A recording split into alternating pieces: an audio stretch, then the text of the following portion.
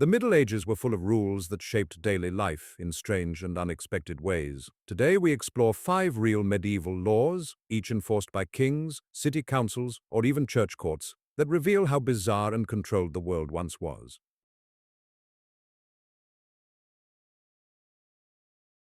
In medieval England, one of the most strictly enforced laws was the Assize of Bread and Ale, issued in 1266 under King Henry III. This law regulated exactly how bread and beer had to be produced and sold. Bakers were forbidden to cheat customers by making their loaves too small, too light, or by watering down the dough. The weight of every loaf was tied to the price of wheat, and officials known as bread wardens inspected bakeries regularly. If a baker violated the law, the punishments could be severe. Some bakers were dragged through the streets on sledges, others were locked in the pillory with their fake bread hung around their necks. The idea behind the law was to protect ordinary people from fraud and ensure that food remained fair and affordable. What makes this law so strange is how detailed it was, down to the exact weight a loaf had to have depending on the year's harvest. It shows how tightly controlled everyday life could be in the Middle Ages and how seriously authorities took the regulation of basic food.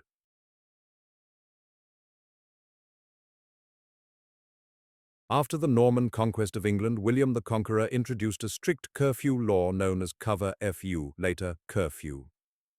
Every evening a bell rang throughout towns and villages, and households were required to extinguish their fires or cover them safely. People were forbidden to be outside without a lantern, and traveling at night was considered suspicious or even illegal. The official reason was fire prevention. Most medieval houses were built of wood and thatch, and nighttime fires were a constant threat. But historians also believe that the curfew served a political purpose, to restrict the movement of the recently conquered Anglo-Saxons and maintain control. Violating the curfew could lead to fines, arrest, or suspicion of criminal activity. In some places, entire streets were patrolled after the bell rang. This law shows how medieval rulers used simple but strict measures to maintain public order and security.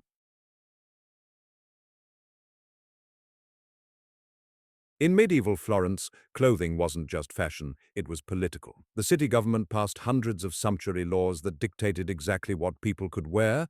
These laws were meant to prevent wealthy families from flaunting their status and reinforce social hierarchy. Ordinary citizens were forbidden to wear silk, pearls, or gold embroidery. Women in particular were targets of the legislation. The authorities even sent out officers called ufficiali delle donne, or officials of the women, whose job was to inspect outfits during festivals, markets, or church services. Violations led to heavy fines and public shaming. The wealthy often tried to get around the laws by sewing luxurious fabrics on the inside of their garments where they couldn't be seen. The enforcement became a cat-and-mouse game between the rich and the state. These laws reveal how medieval governments tried to control personal expression to maintain order and moral discipline, especially in a society where appearance signaled power.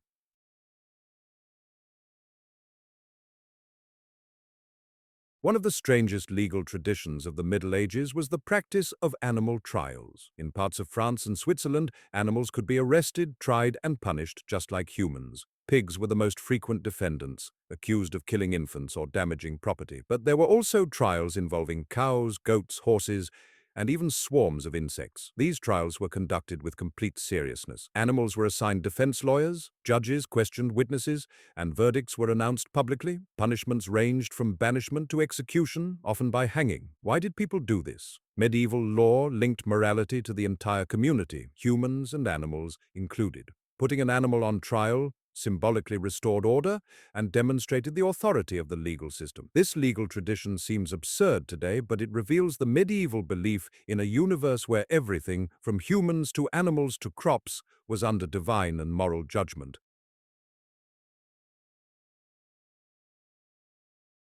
Public bathhouses were extremely common in medieval Germany, but they also gained a reputation for immoral behavior. To counter this, several cities in the Holy Roman Empire passed laws forbidding bathing on specific days, usually Fridays or major church feast days. Officials feared that bathhouses encouraged sin, prostitution, and the mixing of social classes. In some cities, bathhouses were completely closed during periods of plague, since people believed hot water opened the pores and made illness more likely. Bathmasters were heavily monitored, and inspectors checked whether they followed religious and health regulations. Violating bath restrictions could result in fines or temporary closures. The laws show how intertwined religion, public morality, and health concerns were in the medieval mindset. Bathing wasn't just a practical activity, it was something authorities believed needed strict control.